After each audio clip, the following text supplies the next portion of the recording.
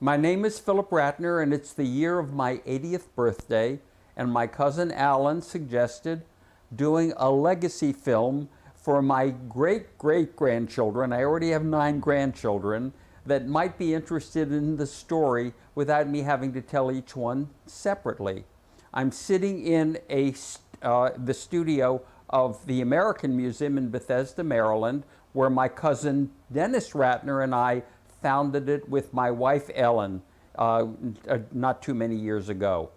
So let's start with being born. I was born in Washington, D.C., and we know now 80 years ago, at Garfield Hospital, as I remember the name of it. I was there, but I don't remember everything that came along with it. My mother and father were Ann and Maya Ratner, and I was very fortunate in actually knowing my grandparents, all 4 of them, well into my adulthood. And the more people, because I speak publicly a lot, and then I ask people to ask me questions, and I ask them. And when I'm talking about Ellis Island, which we'll get to, probably the most major commission of my life in terms of history to other people, I've not come into another, or hardly any adults that may have known 4 grandparents had little teeny kids, but not when they were 20 years old. And they were all still, and I spent a lot of time with them because I could walk from one grandparent's house to the other grandparent's house in 5 minutes because they all lived in Washington in the same kind of row house. And as I said, I knew them all well. So let's go back. Went to school, high school, junior high school, elementary school in Northwest Washington, went to Coolidge High School. And the irony of it today is now one of the groups that meets in the museum here from time to time is the alumni group from Coolidge, and I'm their famous graduate. My years in high school were fine. My most fascinating thing was that I found out that my great passion was for women. I had my first kiss on my bar mitzvah from a daughter of a friend of mine, and I've been hooked on it ever since. Fortunately, I found a beautiful girl that agreed to live this life with me. And moving before there, when I graduated high school, I was very lucky to be accepted into Pratt Institute in Brooklyn. And I'm sure in 100 years it'll still be there. That's probably the top art school in the country. And I studied commercial art, luckily, or it could have been unlucky. Why? Because with the advent of the computer, all of the things that I learned to do, hand lettering and hand drawing and all of these things, are now done on a computer far better than I could have ever been able to do freehand. So I went all the way through Pratt and lived in New York. I didn't come home in the summers because I'm so excited about being in New York, and it was at a very interesting time when abstract expressionism, Jackson Pollock, came on the scene. I was not a painter, but it was still, there was so much happening that's new and exciting in the 50s. And how old were you when you realized that you wanted to be an artist? okay, how old was I when I knew? You don't choose to. This was a question my grandchildren, we all came together for my 80th birthday. I asked them to ask me questions rather than doing just me alone. And I have Alan here helping me kind of hone in on the question. First thing what they wanted to know, but you can see it now once, is, okay, Papa Phil, and this is from the 10-year-old to the 18-year-old, why do you always dress in black? And all the kids around the room said that was our first question. The next one was, when did I know that I wanted to be an artist? I never knew that I wanted to be an artist. You're born an artist. It's in your DNA. It's in your passion. And it was the only thing I ever did from the time I was a little kid. And I copied things out of the funny papers.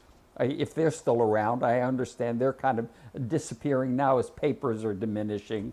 But and then the only way to make a living as an artist, once I got it to a university level, was to go into commercial art. And it was a better training than throwing paint at a canvas because there was a lot of discipline involved in it. And then, so I graduated Pratt. I was asked by a visiting teacher from Washington, D.C., from AU, who came to fill in with another teacher, why don't you come back to Washington? And maybe at AU you could teach commercial art because we don't have a commercial art department. So, you know, my parents were here, all my cousins were here, and a very big family and a tight family. I knew all my cousins, I knew all my uncles and aunts, and I had them for years and years, which was something most people don't have. And I realize now when I talk to people who remember one uncle or an aunt and an uncle, but they were all vital, and everybody was in everybody's face in the family. So I decided to come back to Washington, started dating somebody at that point that I knew from junior high school. And at that point, you didn't fall in love. You didn't even say, I love you madly. But with my children's grandmother, as I refer to her, because we're no longer and haven't been married for almost 40 years, why don't we get married? You just got married. So got married, and all of a sudden the children will come. But the interesting thing is, while I was at AU, I got a telephone call from old Miss Bray, who was the head of the art department for the DC Public Schools, who were a very, very fine school system in those days. And Miss Bray said, we have a teacher having a nervous breakdown at Anacostia High School in Southeast Washington.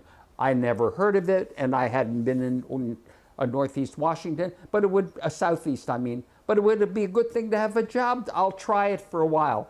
But, you know, I'm a graduate of Pratt Institute, and I'm now close to having my master's degree from AU. It was in education and art history. And I'll take the job for 6 months because she had gotten through half her year. And What year was that? I went there in 1959. I began teaching at Anacostia, and I stayed there, and then I'm going to backtrack. I loved teaching. Standing in front of a whole group of kids, 40 in a class, 5 classes a day, but it's true I didn't have to grade papers or anything. I loved it. And the nice thing about it is being an artist, if you just want to depend on your art, to have to depend on somebody else commissioning a piece of work or buying a painting or buying a piece of sculpture is very iffy. I knew now that there was a check coming in every month and that my job was permanent once I got my master's degree, which I got.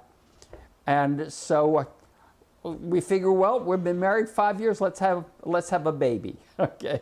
So Hal Ratner, oldest son, came along, and right after that soon was Sari Ratner, and right after that was Marnie Ratner, and after that was Jennifer Ratner. So there were 4 kids.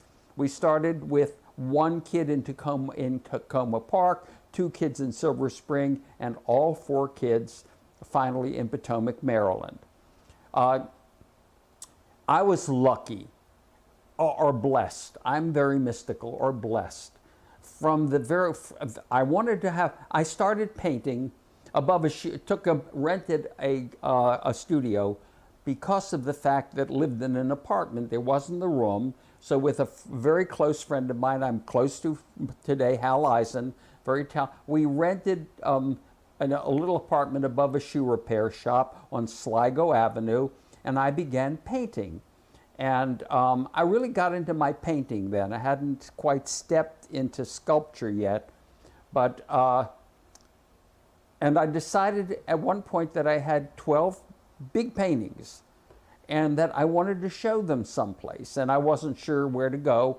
And somebody suggested, why don't you introduce yourself to Rabbi Norman Gerstenfeld, one of the great influences of my life, and maybe you could have a show at Washington Hebrew Congregation, which exists today and may exist then when I'm talking to you in the year 2050. I don't know what the date will be. And he said, of course you can have a show here. And had enough money with my job and selling a few things now and again to frame them all. and hung my show at Washington Hebrew congregation. And I didn't think about selling them. It would have been nice if I could have sold some of them, which, by the way, I did eventually. But an old Washington lawyer named Harry Wender, who knew my grandparents, remember my father as a little kid playing the violin, because Harry was studying violin while he was, or under my grandfather, along while he was in law school. And Harry said, you know what? I own a townhouse right on Pennsylvania Avenue. It was on I Street downtown. I'll give you a studio, and I'll buy all your paints, because of course, you know, it's expensive with, now you have little kids to feed, or a little kid. And, but what I'd like you to do is I would like you to paint, to do what Daumier did or much, much earlier, paint the courts. I'll take you, introduce you to a couple of the judges, and see if they'll let you sketch in the courtroom. So I started with Harry meeting the federal court judges, and along the way I bumped into, or got to meet, a federal court judge of appeal named Warren Berger. And we became instant friends because he was an amateur artist.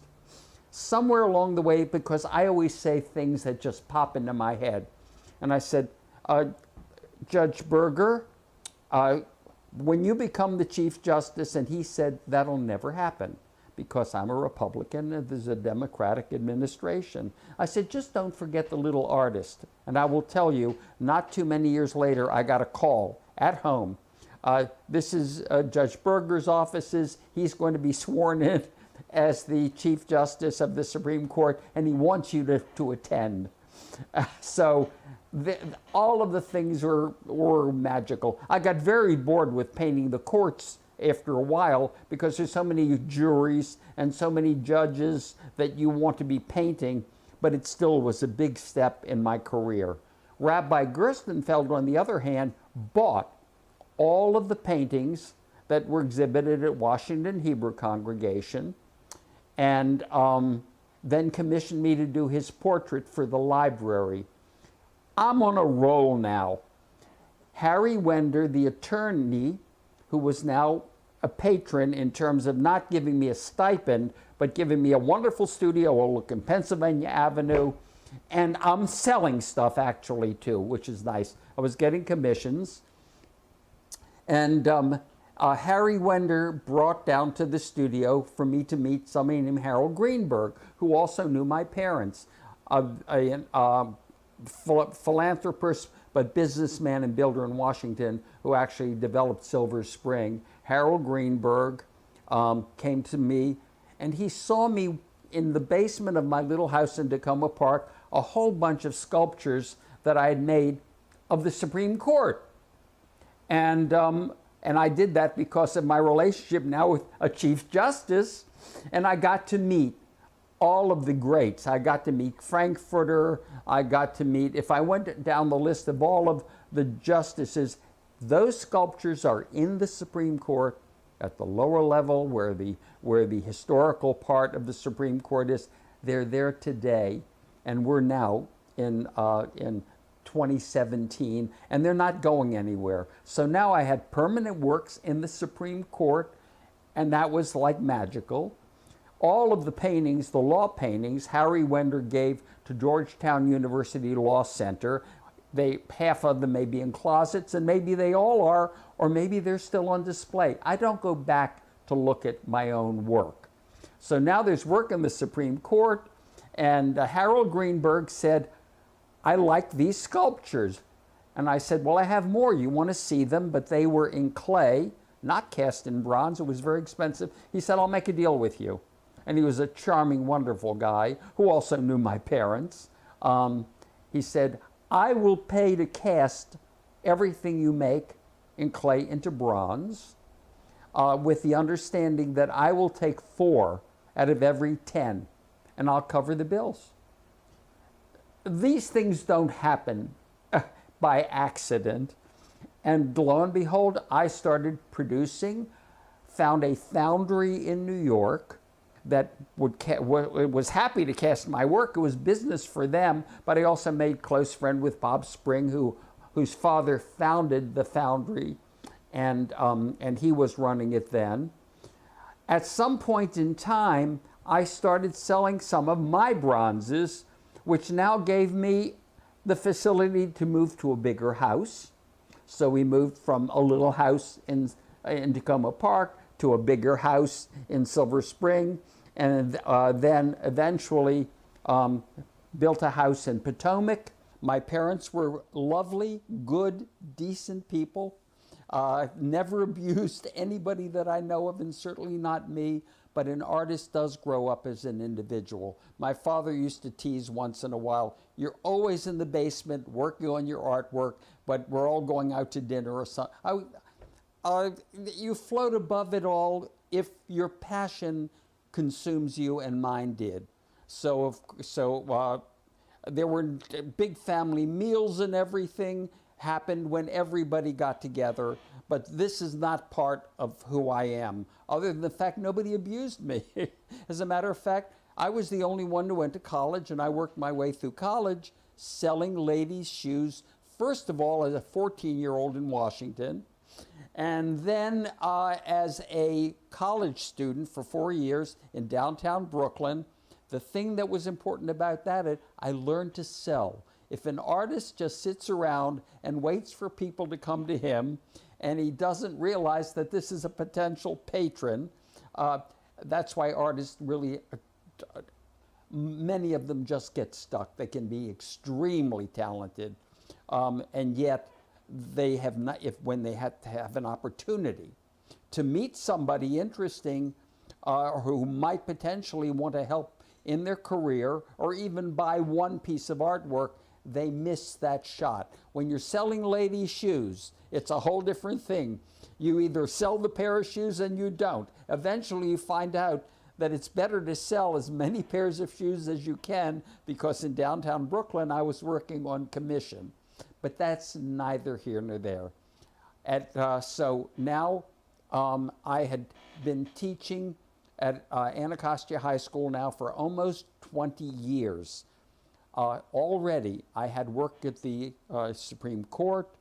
I had commissions in many places, and I did a lot of work in synagogues where I would design the Ark, and also we'll do Judaism in a minute, which is a major player in my life, which is interesting. I did not come from a religious family at all. And my Ratner grandfather probably never went to synagogue. Born and raised in Russia, they came together on their honeymoon. But I started going to synagogue alone when I was about 22 or 23. I went every Friday night for 50 years, and there was a change there too. I didn't get turned off from the synagogue, but once synagogues began doing live services on the computer, I found that I felt holier, if you want to, or more spiritual in my studio alone, to put on my film, turn on the computer, and tonight, because it's a Friday morning now, I will be at Temple Emmanuel or Central Synagogue in New York for 1 hour in the most beautiful services I can even imagine. And also, they're only 45 minutes. I figured if we Jews could cut our services down to where you go to services on Saturday and you start off at 9:30 waiting for a bar mitzvah and you finally finish after 12 o'clock, this is this is not exciting. You kind of try to get there late, but you can't leave early. So I did go to Hebrew school, and I loved Hebrew school. I loved the stories of the Bible, of which I've made a life's work. Right now, there is a whole collection of my work in Israel that started in the city of Sfat. We moved the entire collection to a brand new, beautiful building, or a much newer building in the city of Beersheba. And if all is well, both of those cities will be there well after this film is watched, and while this film is being watched, where I did a whole museum on my own, nothing for sale, of the stories of the Bible. So, at one point in time in the cycle of my life, I met a lovely little lady who worked for the Library of Congress, who saw an exhibition of mine at the first neighborhood museum the Smithsonian Institution built, called the Anacostia Neighborhood Museum. And I did a whole body of sculpture on street scenes. Kids playing basketball, old ladies sitting on benches feeding pigeons, little kids jumping rope, all of these things. By the way, I don't own any of them because fortunately, every piece was sold. But along with that, this lovely Eleanor Shreb was her name. I remember she came to visit me and say, there's a discussion of the Department of Interior, and if I'm not chronologically right along, but I think I've done pretty well so far because I don't write anything down and I didn't want to. She said, there's a discussion about redoing Ellis Island, and because you've done all of these sculptures of people, just people doing things in the city, a lady hanging clothes, whatever it might have been. And I said, I don't own any of them. I don't even know where they are today or who has them. She said, I'd like you to meet this committee of historians and people that are working on restoring Ellis Island with Lee Iacocca, who was the chairman of the board of Chrysler Corporation at the time, a very successful man, and see whether maybe you could do something to be involved in this project. So I remember going downtown, meeting at a restaurant with Mrs. Shreb and these various characters, these people from the Department of Interior and the Parks Department, and presented an interesting project. Phil, if you'd like to do a bunch of sculpture about Ellis Island, about coming to America, and I told them this was my grandparents' story. That sounds neat, but what will we do with them? They would travel them around the country to park it in front of a library, park it on a playground, or something of that nature, and people would become aware that this project was underway. Not just me, of course, but the restoration of Ellis Island. And I said, I'd love to do that. As soon as I finished the first 3 sculptures, someone came along and said, are these for sale? So I checked with the Department of Interior, the people in the government. I said, well, if somebody wants to buy it from me, but they're willing to give it to the Department of Interior to part with it, to have their name at Ellis Island forever, number one, I would be able to sell them. Selling is important to me. You cannot send 4 kids to college. You cannot have 3 weddings. You can't do all these things if you're not doing anything but living on a high school teacher's salary. But I had passed that a long time ago. And they said, you know, they're your sculptures, but we would like to have them. Everybody that came to buy one, and there were 40 of them done, were happy to look at my sketches, say, I'd like to donate that piece, paid me to create it, and then gift it to Ellis Island. It was wonderful. At one time, becoming friendly with the superintendent at the time of Ellis Island, he said, you know, Phil, you're real good at this marketing business. There's been a discussion for years about doing five busts at the Statue of Liberty of the man that sculpted the Statue of Liberty, Eiffel, who did the engine. By the way, his name was Bartholdi. Eiffel, who did the Eiffel Tower, did all the engineering. A lady named Emma Lazarus wrote a poem.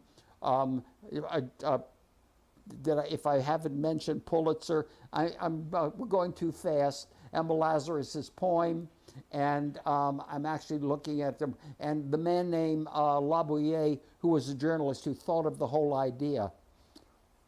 They said, if you can find some more patrons, we'd love to have that. And the opportunity was unreal and changed everything. To be a living artist with 5 bronzes, not in a gallery, not in a museum, not even in a public park, but at the Statue of Liberty. It's hard to find anybody on planet Earth who has never heard of the Statue of Liberty. And I said, I can do better than that. I'll find the people, but I don't want to do busts. In other words, when you do a bust of somebody, all these men had hair. Nobody was bald. All of these men, including Emma Lazarus, of course, had hair. All of them had mustaches and beards, because that was the way that you groomed yourself then. And all of them, they all kind of, when you put a beard and hair and glasses on they look alike. I said, I've got a better idea. I will do Eiffel, full length, not life size, smaller than that, maybe 4 feet tall, holding a model of the Eiffel Tower. I will do one of Bartholdi at a sculpture stand, actually sculpting the Statue of Liberty. I will do one of Pulitzer reading a newspaper, Emma Lazarus with a poetry book. In other words, each one you'll be able to tell who and what they were.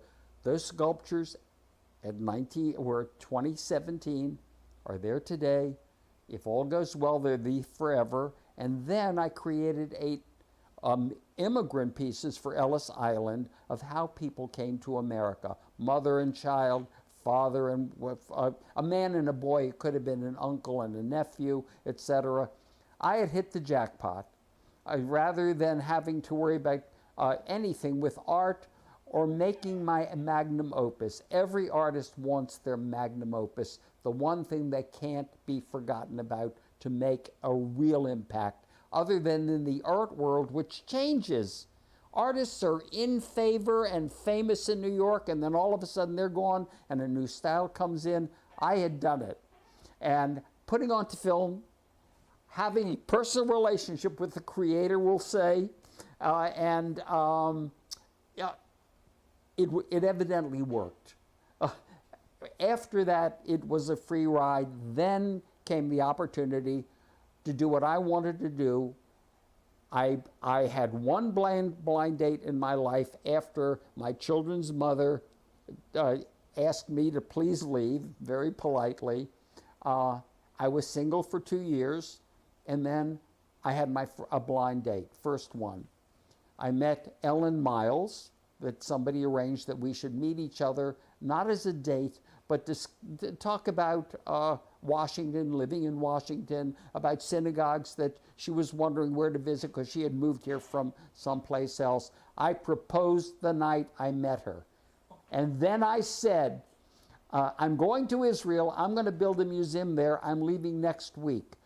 Would you like to go and see where I'm going to do my museum? And she was, by the way, very, very successful a marketer of properties in Washington. She says, I'll go with you. And I said, and as far as the marriage, when I proposed, I said, I won't ask you again. And so she said, oh, don't do that. Don't not ask again. And she just says she doesn't know where the voice came from.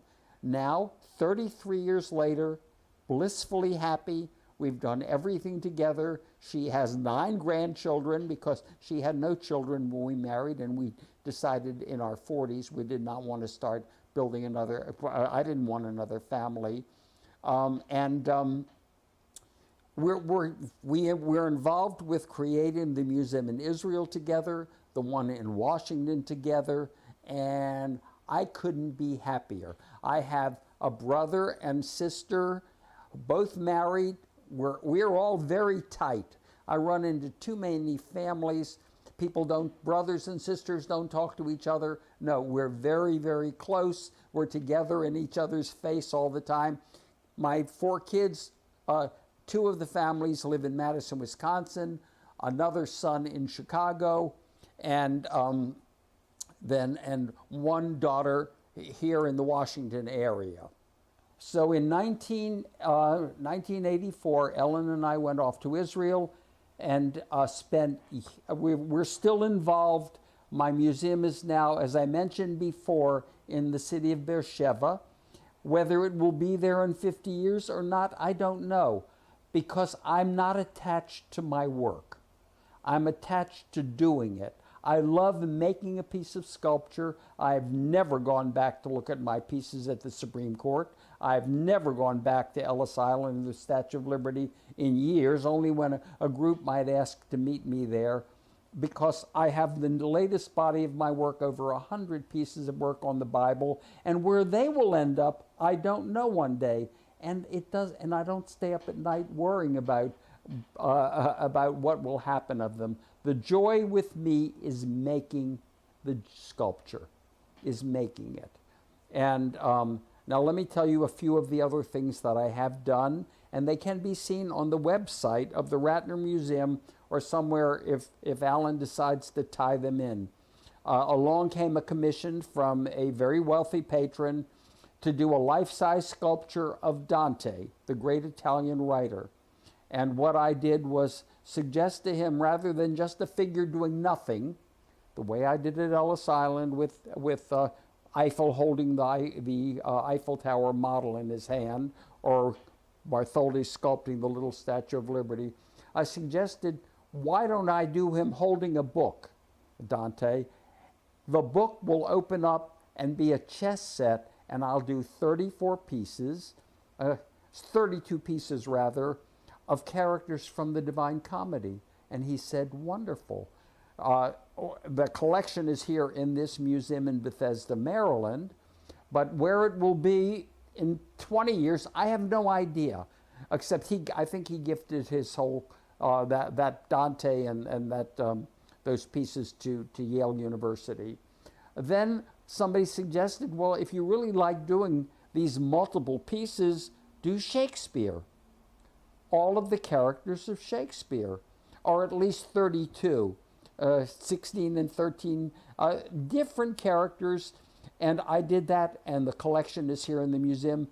But as of 2017, all of these pieces have been photographed, put on our website, and as long as the website is maintained by somebody or other, or captured, and anybody wants to copy everything off of it, are more than welcome to do it. So these were two of the things. Then a couple of years ago, I had a break and decided I wanted to do more drawing. And I met with a historian who wrote a book about the 100 most influential people in history. I didn't pick them. Obviously, Einstein would be in there, Galileo would be in there, and Henry Ford would be in there, so et cetera, et cetera. So anyway, that collection now is not on view. It's packed away in the studio house of the Ratner Museum in Bethesda. Someday, all of those things, when somebody presents to me, it could be, they may be gone way before anybody sees them, or somebody will see this and said, I wonder what he did with those drawings now in the year 2050. And I think they're still in the museum, although I understand he's just a little old man out there working on his work, if he's still around. And somebody will come along and say, you know, I know where those pieces should be placed. So as of now, we have 9 grandchildren, all doing very well and happy. Our grown children are well and happy. Ellen and I are still madly in love, because why shouldn't we be? We don't have to worry about making a living. I don't have to go out and look around for commissions to do. And we have a small cadre of very close friends who we're close to, and we're close to them. And then unknown cousins, like Alan Minton, who comes along, joins a more... And in my 80th year, to wrap this up, there'll always be more questions and more things for some historian to look up. If my work stays at the Statue of Liberty, 1 million people a year see it and wondering, I wonder who this guy's name is under all of the sculpture. Phillip Ratner, let's research it. Somebody's PhD on sculpture of famous people or the history of America. So as of right now, Ellen and I, if I've said this before, let me say, blissfully happy, 9 grandchildren, 4 grown children, and their husbands or wives, whoever it might be. brother and sister, both married and well, with nieces and nephews. It's a big family. And the wonderful thing about it is everybody talks to each other. I hope by the time, my mother worried before she died at 98 and a half, I hope you all stay friends even when I'm gone. We were friends while she was here, and we've remained friends well after she died at 98 and a half. And I hope that continues, because the one thing I've seen along with everything else, and my cousin Alan Minton has just wanted to record this as both a personal statement and an artistic one, is people I know who don't have a family structure, which is the story of Ellis Island, of my grandparents, of my parents, of me, of my cousins and their children. Family is of eminent importance. An artist, though, basically is a viewer of all of this who can save it, tie it into either a biblical story, and watch the bumps in the road and get over those and celebrate. And I do celebrate. Tonight will be Sabbath. I will be at Temple Emmanuel or Central Synagogue on my computer with my tefillin on, davening away.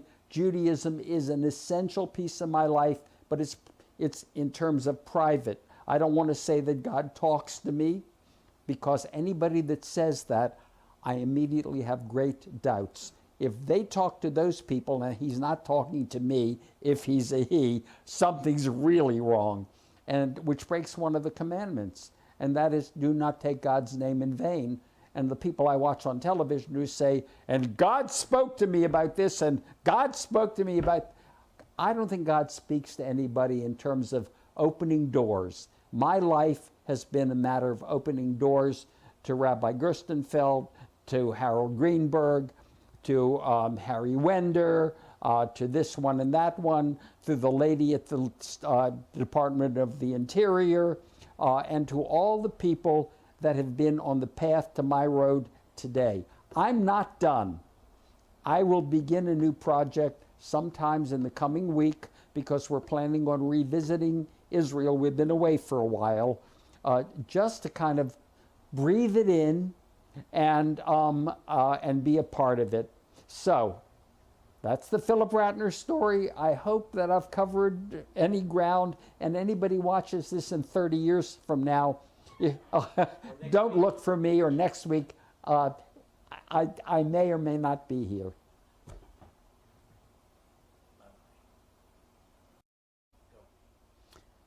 Alan asked me, what am I doing now? As of this week, I just finished something unusual. I've done 3 whole chess sets. I've also done a biblical chess set for a family, and they made copies, and they have it. The originals are in the museum. But someone said an interesting challenge, and I'm not a chess player, very important to remember, and that is, could you make one piece that would represent all the players in a chess set? Here is my answer that was just completed. Here's the Queen holding the globe that Queen Victoria held as her representation of the world that she was the queen of. Got it? Here is the King with the ring that you kissed when you met the king, with his crown. This is the Pope, or the Bishop rather. Here is the Bishop with his with the mitre that he's wearing and the ring that you had to kiss. And then finally, here is the knight who would not be a knight without his horse. So I combined the two of them. This is the castle, is the actual base on which by the way, the rook was a tower. And so this is really close to a tower. On top of it are all the pawns. I used Punch and Judy, the famous characters from the Renaissance era for puppet shows. There's a male and a female. This is loose right now because the way a bronze is made is very interesting. This will come off A mold will be made of this because it's too complicated otherwise, and then I will permanently bond it to the top of the piece, and then I highlight it with a bronze patina. This now I will make castings of for those people that would like a Phillip Ratner piece that represents all of the characters in a chess set, or let's say the major characters. There are not that many. They could own one. Who will have one in a year from now? Maybe 5, 10 people will have it. Maybe 20 will. But eventually, more people might own this piece because I don't want to limit the edition. I don't want to make any more chess sets. And the ones that I've done were not reproduction, that you can't buy them commercially. This is one of the things I enjoyed so much for people that love chess, and that is to actually have a piece representing all of the characters in a chess set.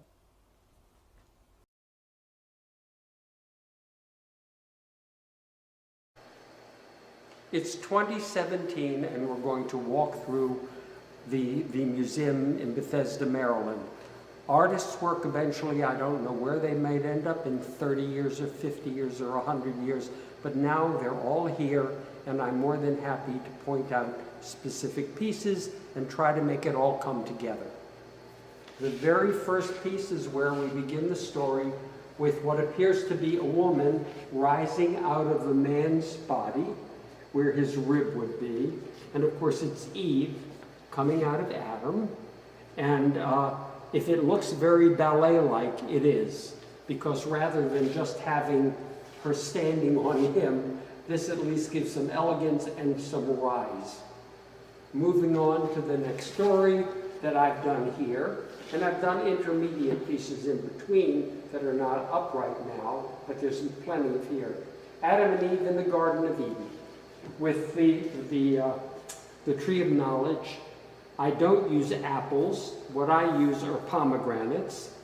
And Adam and Eve, this is a Phillip Ratner thing, they share a leg because according to Jewish mystical belief, Adam and Eve actually came from one being that was divided and brought to life.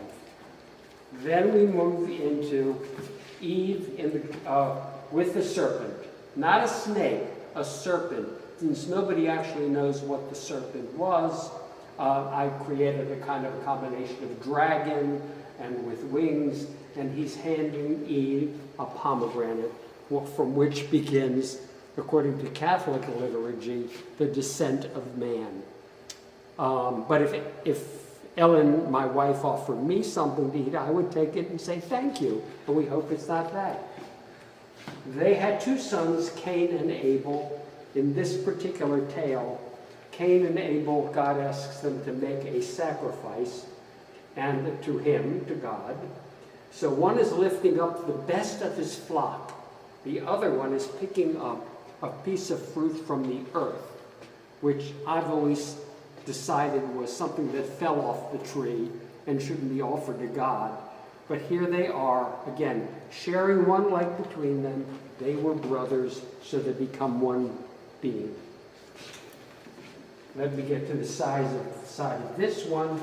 Jabal, Jubal, and Tubal-Cain. These are the sons of Cain. One was the first shepherd. The one in the back is Jubal, where Jubilee comes from, with a horn and a harp. And finally, Tubal-Cain was the maker of tools.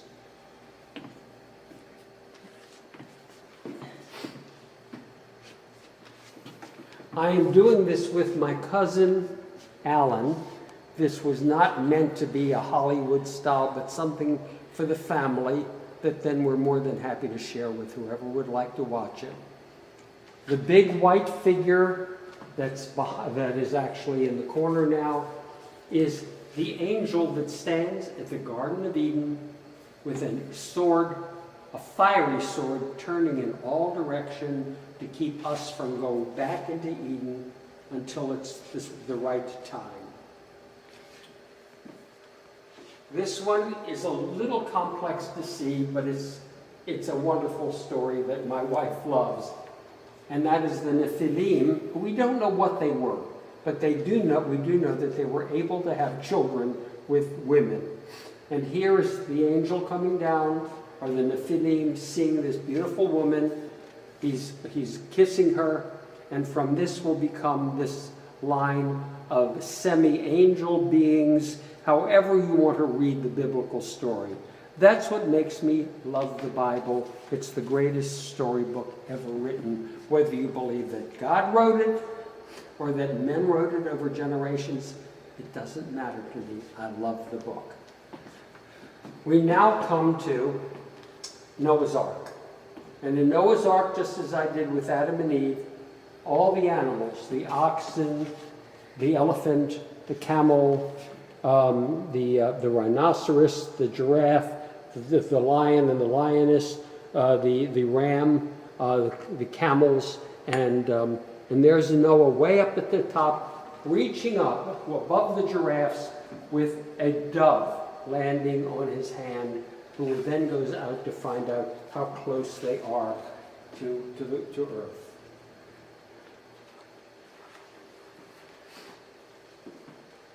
This is one that involved more than one Ratner. I had to give a lot of thought to the Tower of Babel, how to do it, and I didn't do it for years until I saw our young son, when he was very young, grandson actually, not son, playing with blocks. And with the blocks, I realized if I piled them on top of each other and shown different positions of the mouth, making different sounds, that you would have the problem where all of the languages were mixed up and the tools were laid aside on the top, and it was never completed. I have people from time to time come in and ask me, we'll get to Abraham and Sarah in a moment. This is the story of Abraham visited by 3 angels. He has a cup in one hand with some broth, something to drink. He has cakes in his other hand, offering them to these 3 beings. One tells him that Sarah's going to have a baby, and he holds a baby. The next one about the destruction of Sodom and Gomorrah, and that's by the 2 skulls. And then above it is the angel that healed him from the circumcision. I do get challenges from time to time, and in this piece, somebody said, have you ever thought about doing a sculpture involving a 100-year-old man and a 90-year-old woman meeting Abraham and Sarah? And I'm very pleased with the result, because it's tender rather than passionate. And of course, Abraham and Sarah will then eventually have a child. My answer to other things is in the binding of Isaac, not the sacrifice. It was not a sacrifice, but in the binding, and you can see the ropes here, of Isaac. Then an angel comes and stays his hand, so he can't sacrifice his son. But why would I set them on the back of a ram? Because the ram was the only being that died and was sacrificed in this particular act. Rebecca is here with a pitcher of water on her head, and she is spied or picked out to be the wife of one of the sons. And Eliezer, who was the servant, knew that he would meet a lady. She would offer water to the camels and also to the person themselves. The birth. How do you show birth in sculpture? Well, I wasn't going to do a gynecological study, but there's Jacob and Esau, and it's actually that Esau came out holding the heel or Jacob came out holding the heel of Esau. So there is my answer for a gynecological problem. These pieces here, they go wrap all the way around, if you like. I made the designs, but my cousin Dennis, who created this museum with me, we grew up together in Washington, and his mother spent the last 10 years of her life and worked until the day before she died, making these beautiful, the handwork, the needlework is just gorgeous.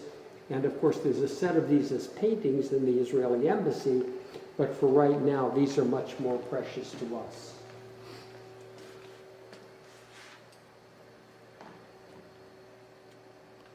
12 tribes. 12 tribes. Yes, 12 tribes. Here is Isaac blessing Jacob. Isaac is now old and he's blind. Feeling Jacob's hand and thinking it's Esau, but it's not. And so you see the two of them together in this particular pose.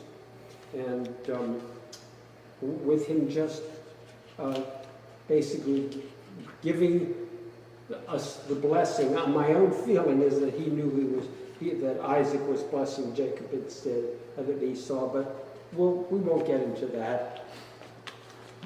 And then probably one of the most fanciful, wonderful stories of the Bible, that Jacob remembered that it's a dream.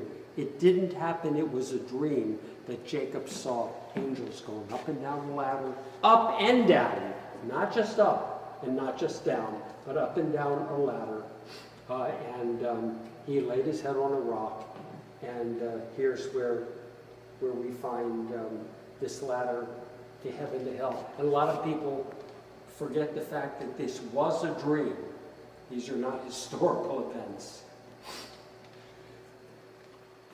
Next, we're moving on to Rachel and Leah menorah, and you see the two wives going through his heart, and because of the fact that Leah always knew that he loved Rachel more.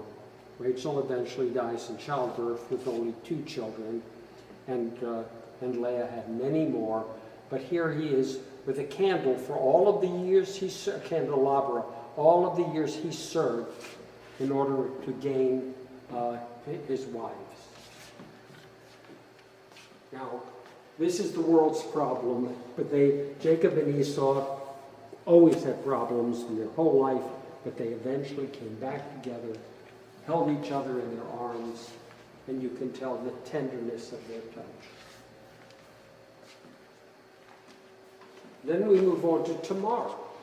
And Tamar is a very interesting lady that her husband dies young. She's, and Judah, her father-in-law who's lost a son, comes along and sees her as a lady at the gate. And they have a connection, a physical, sexual relationship. And she asks, would you, and of course he can't see her face, but she says, can I have your signet ring and your staff? How do we know that's Jacob's staff? Because of the fact that the lion's head sits on top, the Lion of Judah. Another tricky story is Joseph in the pit, with his brothers looking down at them.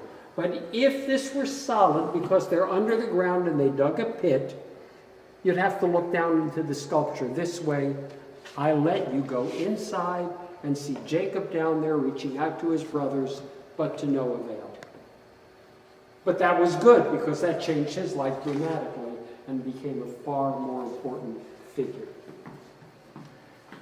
Jacob wrestling with the angel again is what he thought it was meant for him. It was wrestling with a man.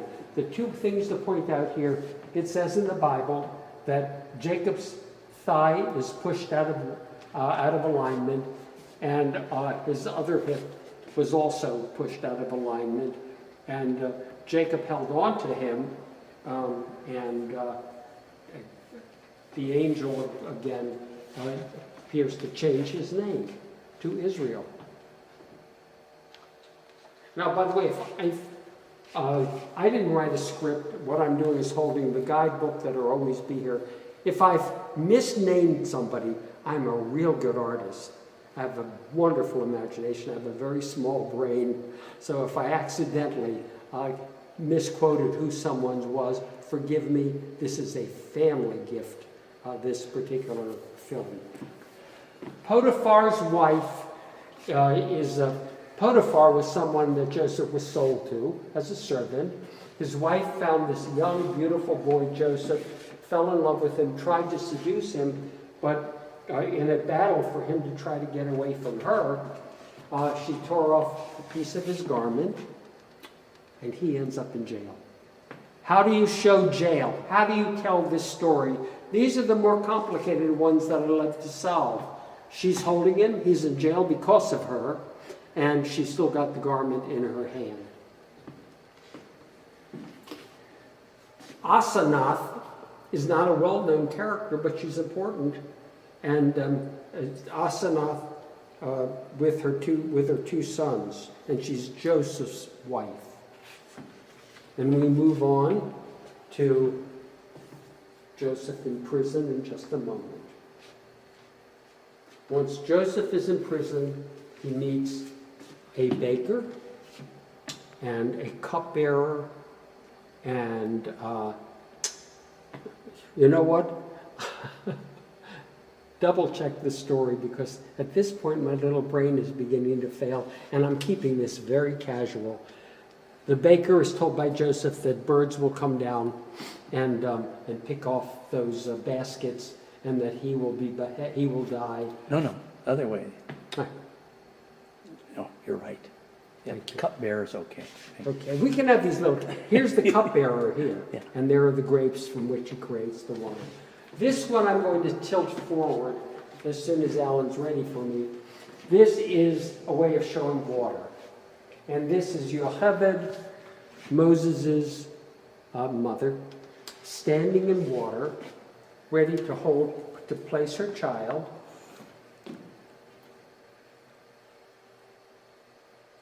In the water. And then Pharaoh's daughter's handservant comes and takes Moses out of the water. And so we have the story of water. Water is the basis for Moses' existence. He opens seas and he closes seas, and he's born in water, etc., etc. The burning bush, I have done many. This is the one that I'm using right now that I did years ago, using the idea of a shofar.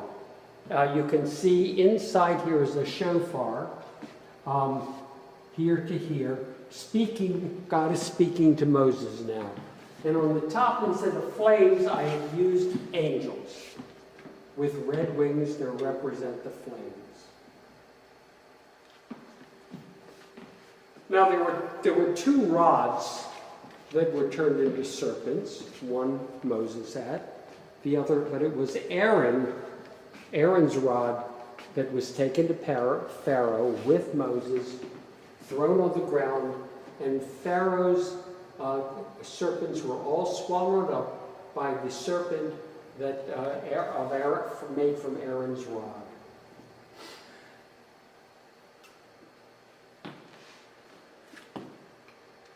In here we have, it's not Hamlet, although I've done an entire series on characters from both Shakespeare and Dante, but this is the skull of Moses.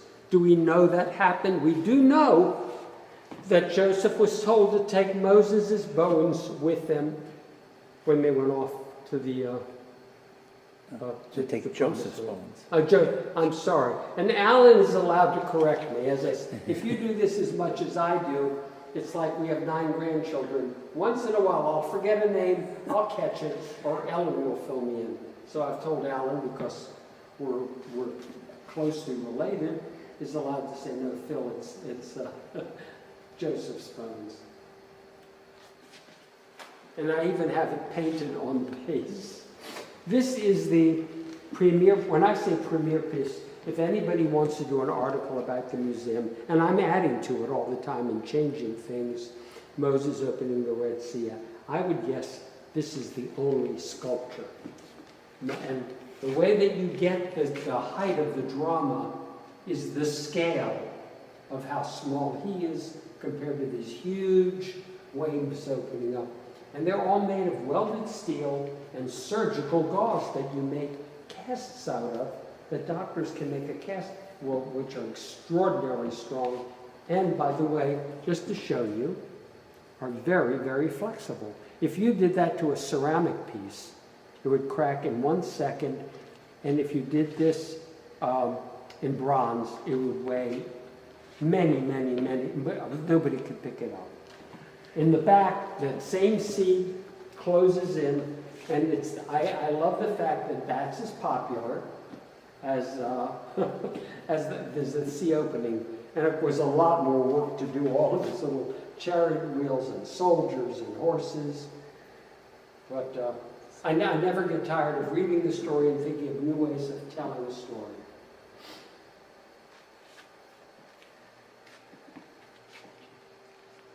The key Hebrews come through the Red Sea, and Miriam dances with timbrels. It's been interpreted as tambourines, but we don't know what a timbrel was, so I created kind of a timbrel and the little bronze pieces or brass pieces that she was clicking with her fingers. And here is Miriam, and again, it's one of the very favorite pieces because anybody that loves dance immediately responds to the elegance of this beautiful woman. And of course, she had to be. And then we get to the fact that Aaron is hounded by the Hebrew people. And of course, you have to remember, they were slaves here for 400 years. We want a god, and he collects all of the gold that they had taken with them from Egypt and creates a golden calf. And I have here serving up this golden calf. I was just working on a poem about it that I worked on today, and maybe one day that book will be out for many people to see. Then with the battle of the Amalekites, we have Aaron and Hur holding up Moses' hands in this particular battle. As long as his hands were held up, the Hebrews were winning the battle. When his hands dropped, then they began to lose it. Pivotal piece, Moses goes up Mount Sinai, connects with God, and brings down the 10 Commandments. And the letters are actually cut out. You can see through them because, again, there is a Midrash or a tale that when Moses wrote the first tablet, or God, his fingers were so brilliant and so powerful that they cut right through the stone. Again, did it happen? I don't care. I love the story. I'm not sure Romeo and Juliet existed. So to try to make these into real people is what I intend to do with my work. Jethro is Moses' father-in-law who comes along and says to Moses, you can't keep sitting here day after day and day after day and letting people. Paul asked you, what should I do? How do I do it? Where do I go? He said, you need a group of people to work with you.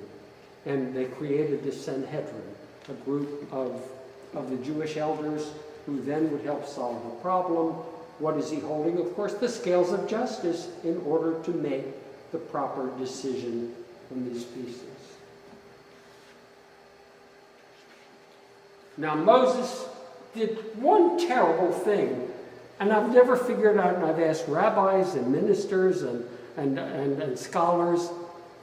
All he did was he got upset after listening to these people all day long. He went to a rock and struck the rock so water would be available, and God got mad. Don't mess around with God. He does not have a great sense of humor.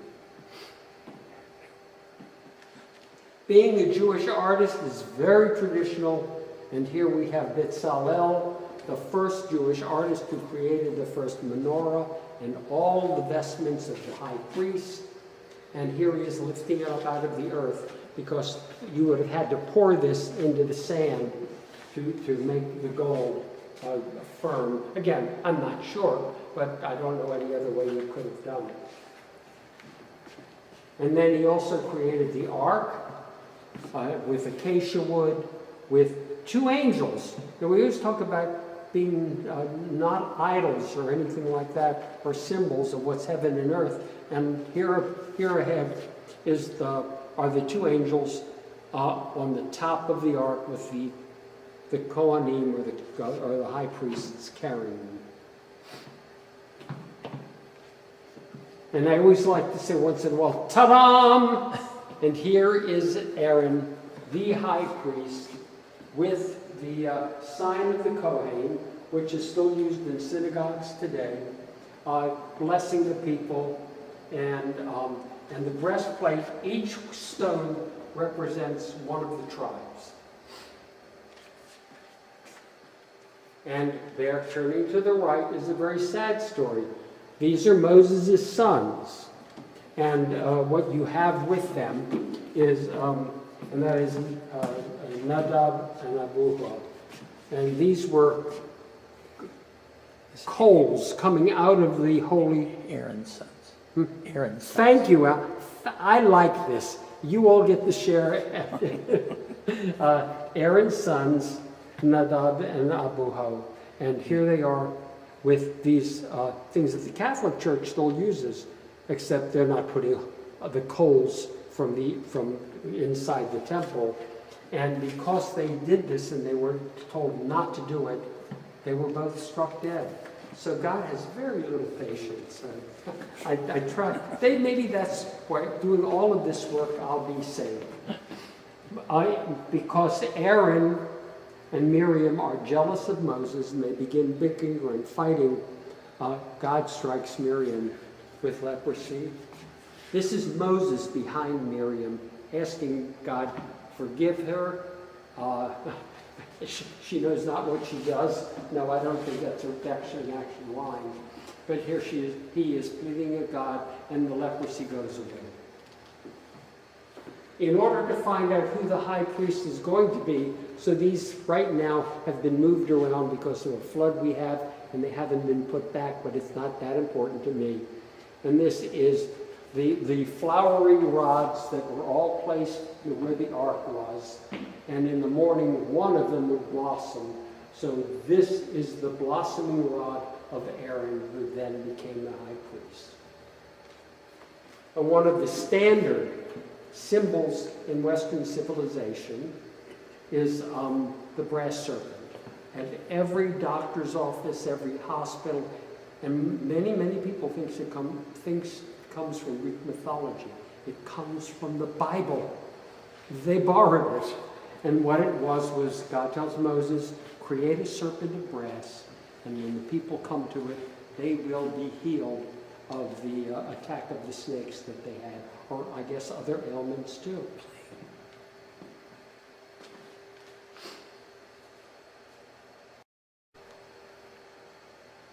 This lady is Rahab. She is an inhabitant of Jericho, and she is a lady of the evening, if we say it politely. But she has the wisdom or the knowledge or understanding to hide 2 of Joshua's men under her roof. I was not going to build a whole house. Again, symbolically, her shawl actually creates the shelter under which these 2 men hid so that the Hebrews could take over Jericho. And now we're coming to the very first king, and Samuel is the prophet who anoints Saul the first king of Israel. And here they are together in this very symbolic piece. There are miracles in the miracle stories, many miracles. One of them is that Joshua is able at one battle with the understanding of God to stop the sun and the moon in place. But again, when people try to make that, well, maybe it was an eclipse of the sun. Why do that? There's things you don't analyze, you just realize somehow, or you just accept them. This is part of a wonderful legend, or it may have happened. To me again, I don't defend whether it happened or not, just that I love the story. I don't know whether Alice in Wonderland was real, but I continue to be fascinated with children's literature, but mostly the Bible. And now we have these 7 priests, and this is an interesting one in that how do you show the priests bringing the ark in, and here they are on this road that actually is part of the talus or covering of one of the priests as they blow the shofars and enter into the Holy Land.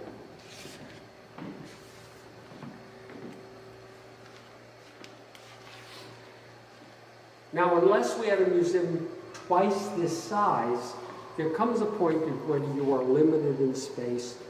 And I love bas-relief, because in a bas-relief, you can show not only the apple with the tree, but also the mountains in the back. You not only have to show the 3 strangers that came and sat with Abraham, who turned out to be angels, but there's drapery there in a tent. Or that Abraham has Isaac bound and this angel above him. So this allows me, here are the 3 sons of Cain, the first musician, the first shepherd, and the first maker of tools, so that they actually have backgrounds in them. The one above, that Alan will catch in a moment, shows you Joseph and all of his brothers in a single piece. This was actually a piece of sculpture with all of his brothers and he with the cloak. It would be too many people. It could be done, of course, but I'd rather do it symbolically this way. Then we have Jacob wrestling with the angel, and you can see over here the ladder going to heaven. Below, Rebecca at the well. Here's another Miriam dancing with the tambourines and the ladies of the Hebrews dancing up behind her. Moses coming down or receiving the tablets on Mount Sinai. Aaron, the high priest, and with the breastplate. The story of Ruth and Naomi. Now we're into the story of David. Not actually chronologically with the sculptures, but the things I wanted to with the head of Goliath. Below that, the Holy Ark being brought into Jerusalem, and how do you show with David? David is dancing beneath it, playing his harp, and below that we're way ahead now with Jonah and the whale. But certain pieces lend themselves to be bas-relief, and other pieces don't.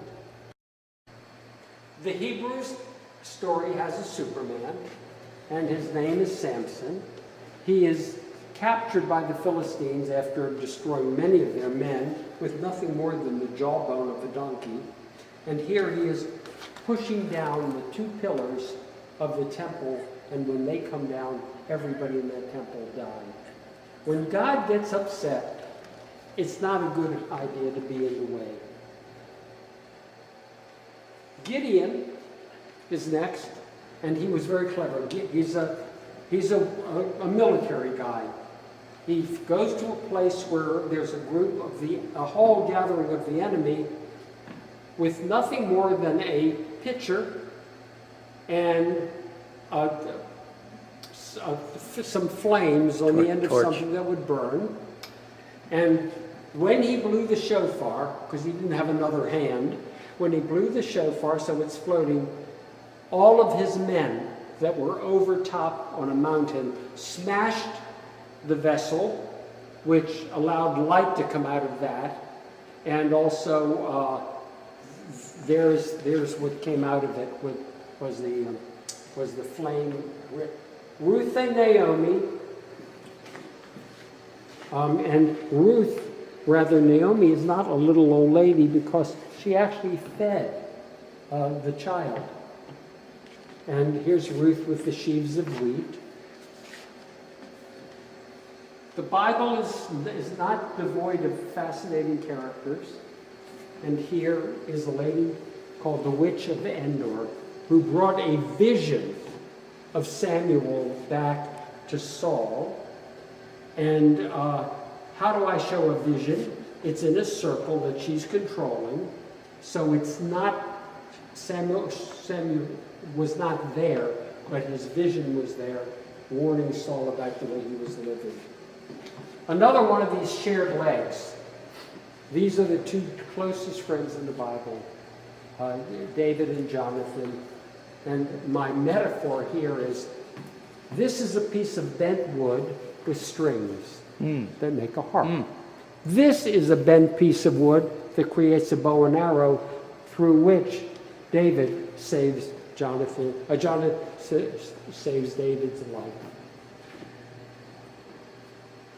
And ironically, I guess one of the most famous statues in the world is David in Florence, which symbolizes the youth of Florence. I think it's fascinating that Michelangelo, with all the legends about the Romans and about things of that nature, chose a little Jewish boy. And then he sends them out there naked. So there's two things. For one thing, I've always said maybe Michelangelo was Jewish. And number two, no little Jewish boy in his right mind would go out naked to face a giant. But we'll leave that discussion for another time. Or you all may discuss it. Joab, David's son Absalom, revolts against him. And therefore, Joab, David's general, has to take the life of his son who went up against his father, the king of Israel. Again, not in order, but this is David dancing, and David is the harp. The strings are coming out of him. If you notice the little white dots on there, we haven't taken them off yet. We had a very serious flood here just a few years ago. Everything where the roof came down, or the ceiling came down, and I decided as a reminder that very little is permanent. The only things that might be semi-permanent are my 5 bronzes of the Statue of Liberty, because when you put something there, it has to stay there. But again, I have a nephew I'm very close to who's involved with all wonderful ideas, and say, Uncle Phillip, if these were to go to California, if these were to go someplace, would I mind? Wherever the most people can possibly see them, because they're only one of a kind. These are not made in a mold, they're all made by hand. Here is the brilliance of Solomon. You have the soldier, he pretended he was going to cut a baby in half. One mother crosses her arm and says, go ahead, give me my half. And the other one says, give her the child. And of course then Solomon knew exactly who the real mother was.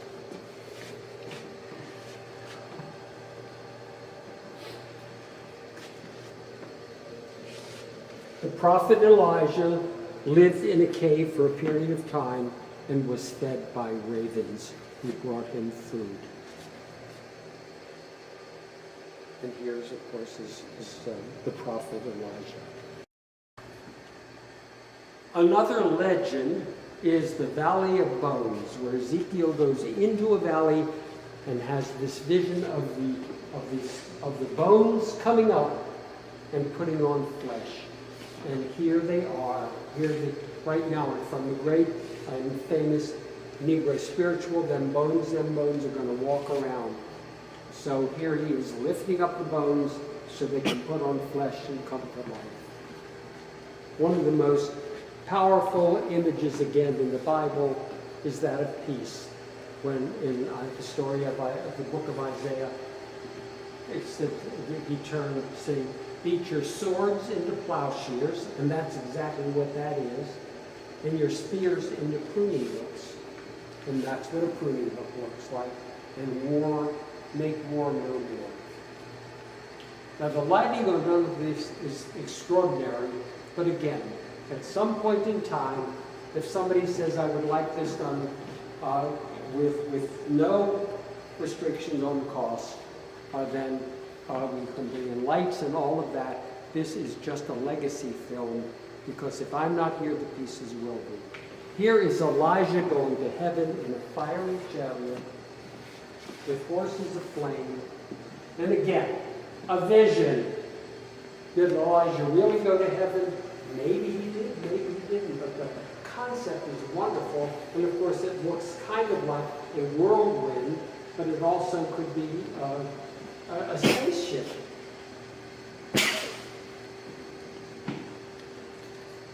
One of the favorite stories of all children is, of course, Jonah being swallowed by a big fish, not a whale, but a big fish. Did he really get swallowed? I've heard people try to stretch it. Well, of course, if God was watching, he could have lived in it. It doesn't matter to me.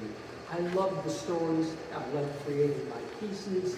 And obviously, these are stories that have been around for many, many years.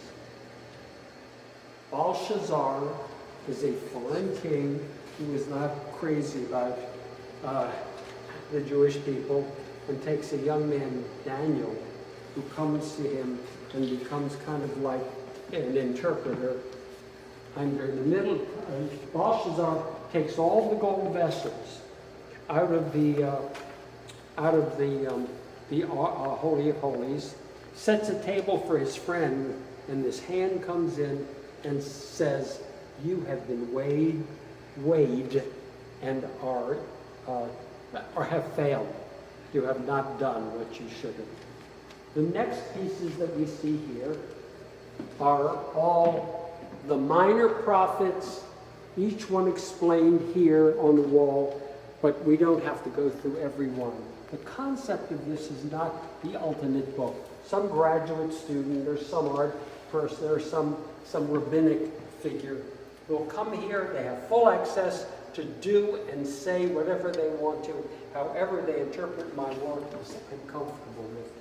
Shadrach, Meshach, and Abednego will be with in a moment. And here they are, Alan. They were thrown into a fiery furnace by King Nebuchadnezzar, and when they looked inside the furnace to see if they were dead yet, they were seen walking around with another figure in there that nobody figured out what it was. It looked like a person, but how could it be? Because the three men were not harmed. Now we will go over to another selection. I don't know that anybody else has sculpted the sons of Jacob, the 12 tribes of Israel, but here they are in a line, and very simply, Reuben, who shall be as unsteady as water, Simon and Levi, they're all here, each one with either a headdress to show that Judah is the lion, that Zebulun will live by the sea, that Issachar shall crouch in the bushes like a broad-boned donkey, that Dan will judge the people, that Gad will live in tents, and instead of building a tent, I gave him a shield because these were soldiers, where Asher shall make his bread fat, so this is the oil and the olives for making olive oil. Naphtali shall be like a young hart, or a horn gazelle. Joseph's coat of many colors is so well known, and the youngest son is Benjamin. Now, as we take a final stroll this time, because we may have, there are more pieces, but this is another way that I have told the same stories. Well, when I was invited by the Catholic Church to create a series of pieces for a brand new gorgeous museum dedicated to Pope John Paul. Unfortunately, it did not stay open very long, but I would have never created these pieces just to do it, but of course I was able to get my pieces back. But you see what I did, I put them all in a circle. Jonah and the whale, the prophetess Deborah, with Barak, her general, coming in to see her, and she's under a palm tree. And here is Isaiah again, with the sword and the plowshares. Again, here's Joshua holding the sun and moon into place. It's another whole way of telling the whole story And I love the challenge of how can I do this a different way and maybe a better way. They're not better ways, it's just happened to work where I knew where they were going. King David playing the harp. King David and the head of Goliath. And continue the circle. And this is Daniel wrestling with a lion. That comes before Aaron, the high priest, and the menorah. Miriam dancing. And you see here I did all the women off to the right and to the left that are actually attached to the circle. This circular idea, of course, is the central of a lot of Asian art, but also was very popular in the Renaissance, the round painting or the tanda. Here's Moses opening up the Red Sea. Here's a totally different burning bush with an angel flying through the bush speaking to Moses. Joseph's coat was done as a poncho instead of a suit because he wouldn't have worn a suit or even pants. It would have been a toga of some kind. Jacob wrestled with the angel with one hand on Jacob's hip and the other one holding his hand so the angel can't get away. Jacob's ladder. Rebecca at the well with Eliezer and the donkey in the background. Here is Jacob with Rachel and Leah. And here is Isaac blessing Jacob instead of Esau. And Esau's coming in up here from the hunt. This is the binding of Isaac with the ram that will take Isaac's place. Here is another version of Adam and Eve. And you see the nice thing about this is I can go behind it and give you a whole setting rather than just the flat image. So the work is not finished. I have sketches galore. I have more finished sculptures that we are looking for places to put them. I hope as you see this, as I'm still around, this is my 80th year, and I feel wonderful. So I have no plans, as any artist would have, ever retiring. So I'll be finished a piece of artwork. Right now I'm working on 200, just 8.5 by 11, this size, of colored paintings of scenes and stories from the Bible. So with Alan's blessing, because his poor little arm must hurt, and I'm being casual because we want you to see this stuff. You're looking at an artist that has loved what he's done, that continues to do it. And when I graduated Pratt Institute in 1959, and all my friends said, and that was as a commercial artist, you've got to get off this Bible kick, or nobody's ever going to know who you are. So my sense is, if nobody ever knew who I was, I would have loved doing these anyway, rather than throwing paint on a canvas because other people were doing it, or painting a canvas solid black because that would be an interesting thing to do. These are all the act of love, done with love. And if they move you to read the most fascinating book that's ever been written, and people say, well, what books do you read? I say one, because I can go into a couple of passages of any story and find all the little subplots in various ways. So I want to thank my cousin Alan for setting this thing in place. And if I'm still around and we bump into each other, a blessing on your head. Shalom.